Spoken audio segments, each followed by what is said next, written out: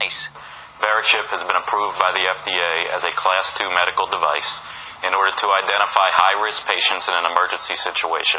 It's elective, it's voluntary, and it is certainly critical to the evolution of information technology in healthcare, which we all know is archaic, the way healthcare is done today in emergency rooms and physicians' offices. Go ahead. You have one in your arm right now. That's correct. Where is it? It's in the upper right arm. It's a simple injection process, just like getting a shot of penicillin. Is it painful? Not at all. They numb the area slightly. You don't feel it. They put a Band-Aid on it. Within 2 days, you don't even know it's there. And can we, I don't know, did you get a good shot of this, Peter, the chip? I don't know how tight you can get on it, but these are small, and you've got a scanner with you right now. That's correct. Right? This is the passive scanner that awakens our proprietary chip.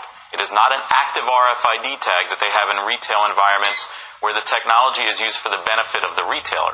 This is used for the benefit of a patient, a high-risk patient, being brought into an emergency room. Okay, that's what you plan to use it for, but is there a way that it could ever be twisted or turned or somebody else could get aware? It's not the chip itself that turns it on, it's the reader. That's right. The chip itself, Becky, as you know, has a unique 16-digit identifier.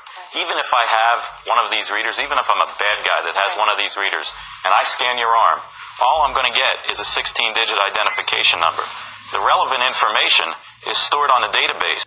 Revelation 13:16 reads, "And the second beast required all people, small and great, rich and poor, free and slave, to receive a mark on their right hand or on their forehead." That foreboding passage leads us to the small hamlet of Geneva, Switzerland, where the elite go about doing Lucifer's busy work. Geneva, Switzerland, home of the European headquarters of the United Nations and CERN. Geneva hosts the highest number of international organizations in the world, including the United Nations High Commissioner for Refugees, the United Nations Office of the High Commissioner for Human Rights, the World Health Organization, the International Labor Organization, the International Telecommunication Union, the World Intellectual Property Organization, and apart from the United Nations agencies, Geneva also hosts many intergovernmental organizations such as the World Trade Organization, the World Economic Forum,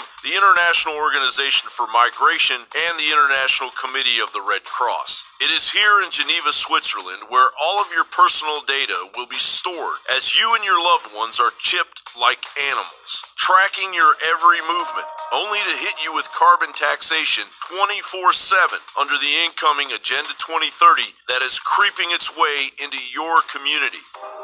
RFID has gained a strange and rapid popularity over the past decade, and now people are openly chipping themselves and posting videos online about their experiences. Other implantable devices are also being popularized by the mainstream media, now more so than ever. Why have these device implants become so popular? We've seen sources pushing this message for some time now. BuzzFeed, a YouTube channel that knowingly pushes New World Order propaganda, just featured a segment of a man who used an RFID implant to pay for all of his bills. Is it a fakery, or is there really something about this chip? The R.F.I.D. chip is exceptionally dangerous, and there is a reason why. It hardwires you to the World Wide Web, the Matrix.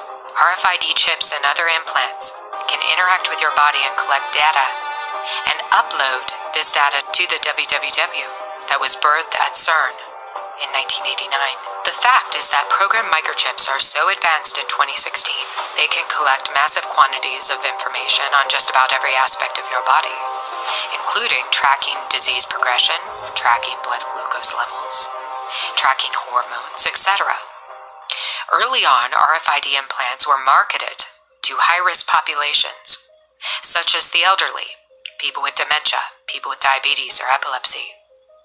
This was done under a patent called R.F.I.D.Chip, which caused a firestorm of speculation that it could be an early test run for the Mark of the Beast. And just how is the United Nations going to go about chipping 325 million red-blooded Americans? Well, in concert with the United Nations establishing a foothold in our local police forces, thanks to the United Nations and the Department of Justice's collusion of the Strong Cities Network, the CDC will begin arresting the unvaccinated and inevitably forcing these chips on the masses. John Rappaport writes, the CDC's imminent implementation of its new rules for controlling communicable diseases. I've covered these rules extensively. Here I'll sum them up. Rappaport continues, Americans traveling between states can be stopped, detained, and even quarantined if they seem to have indications of an illness that could impact public health. If this sounds vague, it is. The CDC has even coined a new absurd category, pre-communicable illness. It means that with few or no symptoms, but merely the probability of having contacted someone who had or could have had an illness, a traveler in America can be picked up and held against his will.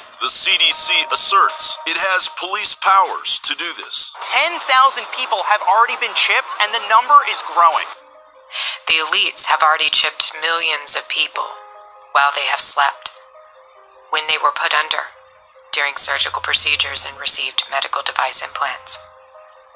Did you know that medical technology companies began to secretly implant chips into devices like hip implants, total knee replacements, titanium rods, medical mesh, pacemakers and defibrillators, prosthetics, and even breast implants now contain small microchips inside of them?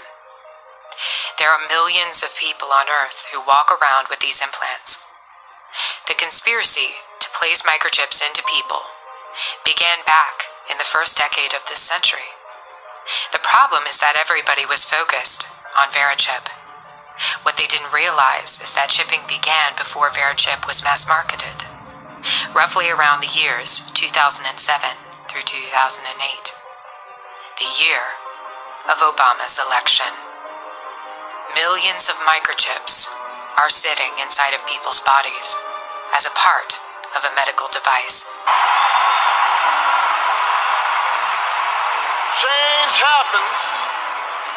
Change happens because the American people demand it. Eventually what's happening is that we are being led bit by bit through, to use the Skinnerian term, from shaping, through the successive approximation to ultimately having within our bodies an R.F.I.D. chip that will be implanted, that people will stand in line and in queues for to have, so that ultimately we will have in our bodies, because what we're doing right now, Lindsay, is we're slowly moving towards that.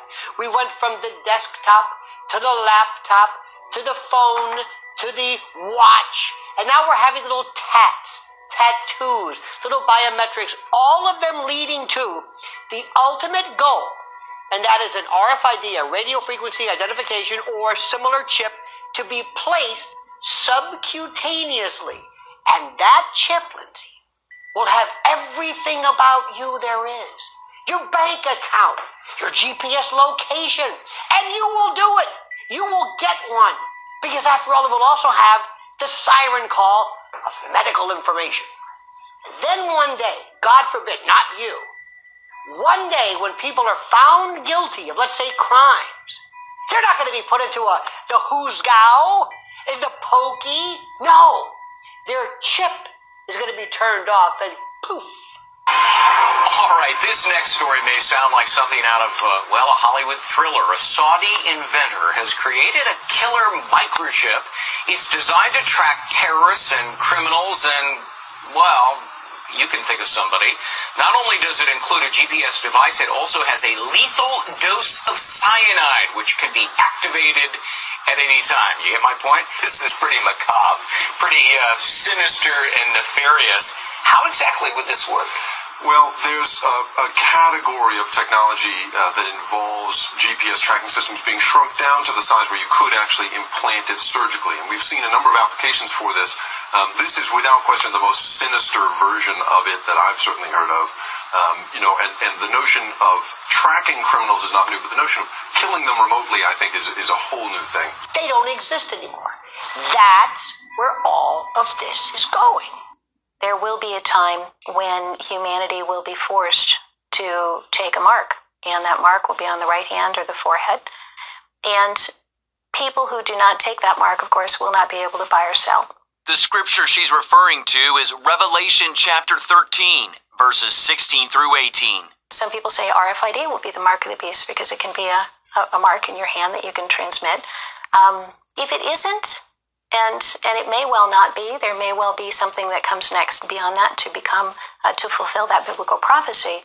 But every one of those steps was getting us closer to that end destination. Once the CDC's full violation of the Constitution is underway, enforced by the Strong Cities Network, the United Nations Mark of the Beast system will be coming to a school and/or doctor's office near you, courtesy of the United Nations Agenda 2030.